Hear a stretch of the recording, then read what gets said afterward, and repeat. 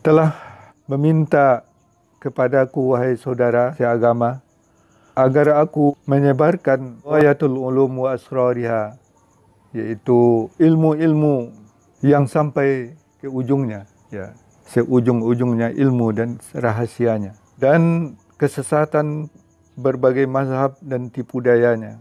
Dan aku ceritakan kepada engkau apa yang aku derita dalam memurnikan kebenaran.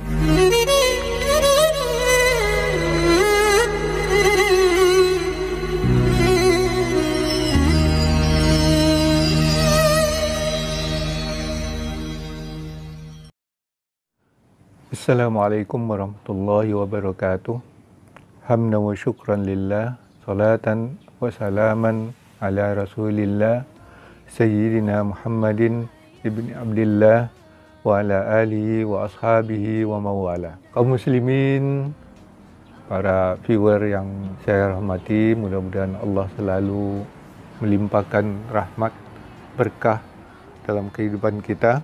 Saya mengulang kembali apa yang sudah kita pelajari tentang kajian-kajian dalam Islam. Sebelumnya, marilah kita kirimkan pahala Fatihah kita, bacaan Fatihah kita kepada Imam Hujjatul Islam, Imam Al-Ghazali, atas ilmu yang sudah dituangkannya dalam kitab-kitabnya ini, dan kepada guru-guru kita yang telah mengajarkan kepada kita ilmu-ilmu, termasuk kitab Al-Munqidh minad Dhalal ini. Lahu wa lahumul Fatihah. A'udzubillahi minasyaitonir rajim. Bismillahirrahmanirrahim. Alhamdulillahi rabbil alamin, arrahmanir rahim, maliki yaumiddin. Iyyaka na'budu wa iyyaka nasta'in. Ihdinas siratal mustaqim, siratal ladzina an'amta 'alaihim ghairil maghdubi 'alaihim waladdallin. Amin. Bismillahirrahmanirrahim. Tawti'ah. Tawti'ah ini persiapan. Tamhid lah, itu pengantar. Alhamdulillahilladzi yuftatahu bihamdihi kullu risalatin wa maqalatin. Wassalatu ala Muhammadinil Mustafa, sahibil nubuwah wa risalah, wa ala alihi wa ashabihi al-hadina minad dhalalah. Awalnya musannif, nafa'anallahu bi'ilmihi, menyampaikan pujian kepada Allah SWT. Segala puji bagi Allah yang dibuka setiap risalah dan makalah itu dengan memujinya. Dan selawat kepada junjungan Muhammad al-Mustafa, pemilik kenabian dan risalah, dan kepada para sahabat, pada para keluarga dan sahabatnya yang telah mendapat petunjuk dari kesesatan. Amma ba'du. Qad sa'altani ayyuhal akhi fid din an abussa ilaika ghayatal ulum wa asrariha wa ghailatul mazahibi wal aghwariha wa ukilaka ma qasaitu fi istislasil haqqi min baini ittirabil firaq ma tabayunil masaliki wat turuq wa mastajra'tu alaihi min irtifa'i an khadid at-taqlid ila biqa'il istifsar wa mastafadtuhu awalan min ilmil kalam wa majtawaituhu saniyan min turuqi ahli at-ta'limul qasirin lidarkil haqqi ala taqlidil imam wa mazdaraituhu salisan min turuqi at-tafalsufi wa martadaituhu akhiran min tariqi at-tasawuf wa man jala li fi tadaif taftishi an aqawilil khalqi an lubabil haqqi wa ma sarafani an nashril ilmi bi Baghdad ma kasratit talabah wa ma da'ani muawadati bi Naisabur ba'da tulil muddah fabtadartu li ijabatika ila matlabika ba'da al-wuquf ala sidqi ragbatika wa qultu musta'inan billahi wa mutawakkilan alaihi wa mustawsiqan minhu mutalajjilan ilaihi. Telah meminta kepadaku, wahai saudara seagama, agar aku menyebarkan ghayatul ulum wa asrariha, iaitu ilmu-ilmu yang sampai ke ujungnya, ya, seujung-ujungnya ilmu dan rahasianya, dan kesesatan berbagai mazhab dan tipu dayanya. Dan aku ceritakan kepada engkau apa yang aku derita dalam memurnikan kebenaran di kancah keguncangan atau kehebohan firqah-firqah, bersamaan dengan perbedaan jalan dan metode. Dan apa yang aku beranikan untuk mengangkat atau terangkat dari rumusan taklid kepada tempat dataran tinggi pemahaman yang mendalam. Dan apa yang aku ambil manfaat pada awalnya dari ilmu kalam. Dan setelah itu apa yang aku kuasai keduanya dari metode-metode ahlut ta'lim, iaitu para ahlut ta'lim al-qasirin yang membatasi mereka untuk mendapatkan kebenaran itu kepada taklid kepada imam. Dan apa yang aku dalami dan aku ketahui untuk yang ketiganya, pada tingkat ketiganya dari metode filsafat, tafalsuf, dan keridhaan yang aku dapat akhirnya dari jalan dari metode tasawuf. Dan apa yang terbuka bagiku menjalali, aku jelaskan juga apa yang terbuka bagiku dari kelemahan-kelemahan makhluk, dari inti kebenaran.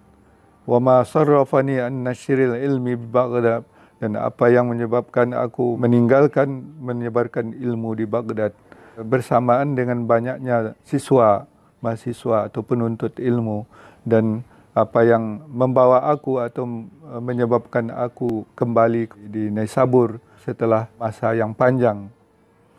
Fabadartu li ijabatika ila matlabik, maka aku segera untuk memperkenankan tuntutan engkau ba'dal wuquf ala sidqi ragbatik, setelah menemukan kebenaran keinginan engkau.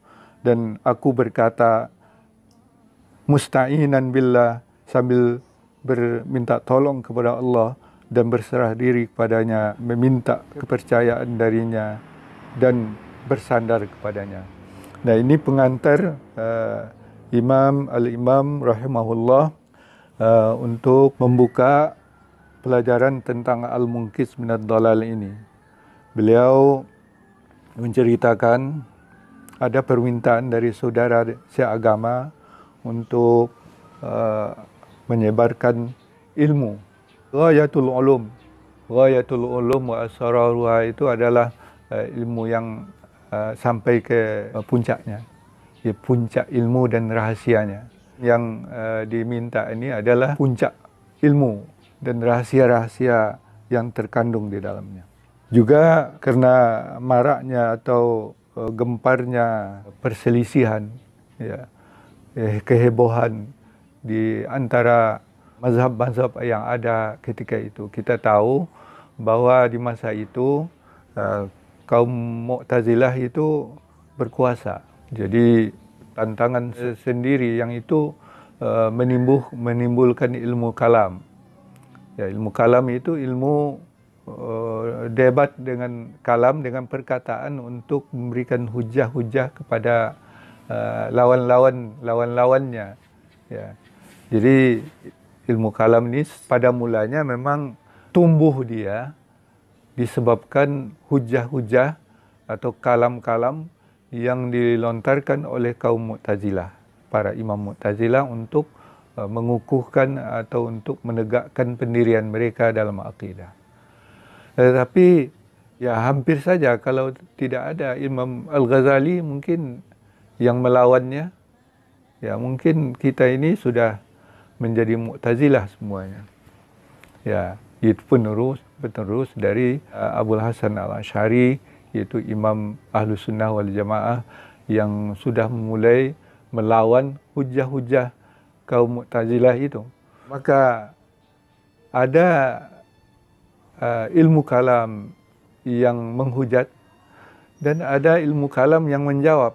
Maka para ulama, kalau kalam untuk menjawab hujah-hujah kesesatan orang-orang itu, maka itu berkembang di kalangan orang ahlu sunnah wal jamaah. Nah, itu yang disebut ilmu kalam, yaitu ilmu kalam yang bisa mematahkan hujah-hujah orang-orang yang mempertahankan akidahnya yang menurut warisan atau menurut sanad atau yang diterima dari salafus saleh itu sudah menyimpang. Ya, oleh sebab itu dikembalikan kepada akidah salafus saleh dengan melawan hujah-hujah yang menyesatkan itu. Maka ilmu kalam yang seperti inilah yang berkembang di kalangan ahlus sunnah wal jamaah, dan itu wajib, ya, tidak ada masalah. Karena ini perlu ditekankan karena banyak saudara-saudara kita yang menyesatkan ilmu kalam itu, yang mengatakan ilmu kalam itu adalah sesuatu yang terlarang dan sesat, yaitu sesat dan menyesatkan. Yang kita maksud dengan ilmu kalam di sini adalah ilmu kalam yang untuk mengcounter atau menjawab hujah-hujah kaum Mu'tazilah dan juga termasuk Syiah juga yang bikin heboh dari zaman dulu, dari zaman salaf. Imam Al-Ghazali menjelaskan tahap-tahap perkembangan pengembaraan,nya itu, ya, setelah dirundung berbagai keguncangan dalam masyarakat, maka dia katanya mulai wa mastafattu awalan min ilmil kalam, mula-mula dia menjelaskan pengalamannya bersama ilmu kalam, termasuk ilmu kalam dengan hujah-hujah mantikiyah yang disusun oleh para ulama, baik oleh kaum Mu'tazilah maupun oleh Ahlus Sunnah wal Jamaah. Nah, itu pada tahap pertama, dan itu tidak memberikan kepuasan bagi diri beliau sendiri. Kemudian pada tahap kedua, dia mengumpulkan metode ahlut ta'lim al-qasirina lidarkil haq ala taqlidil imam, taqlidil imam, yaitu metode ahlut ta'lim yang dimaksud di sini adalah taqlidil imam ini adalah kaum Syiah. Karena kaum Syiah, otoritas yang dapat menjelaskan akidah itu hanyalah para imam, dan umat tinggal mengikuti apa kata imam.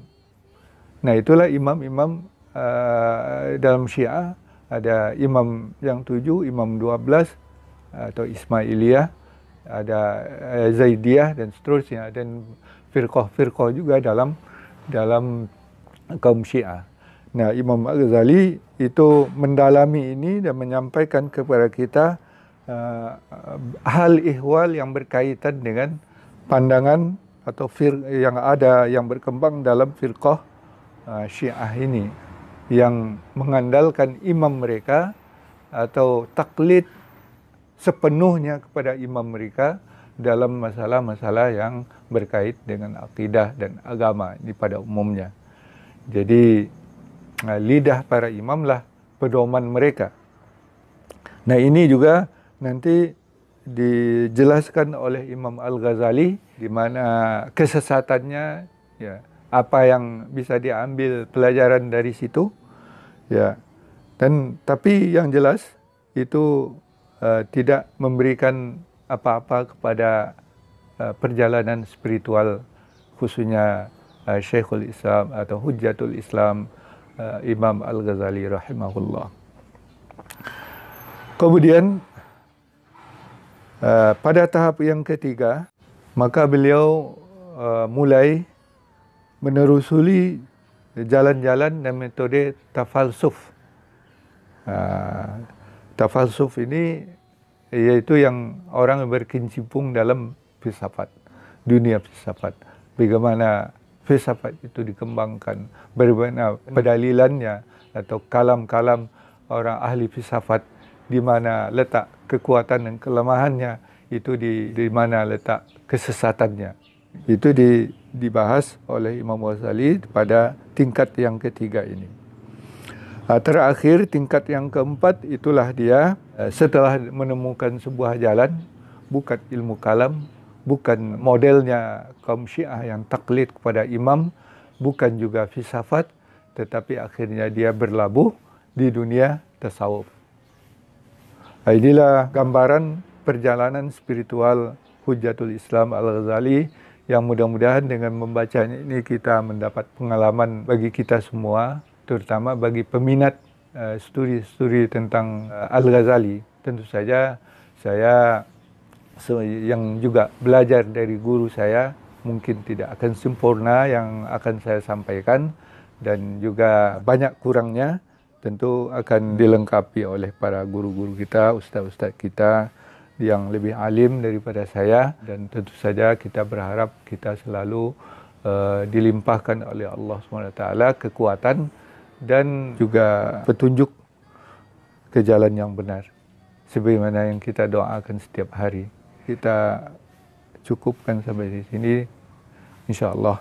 Untuk sambungannya kita sambung nanti pada kesempatan yang berikutnya. Terima kasih. Assalamualaikum warahmatullahi wabarakatuh.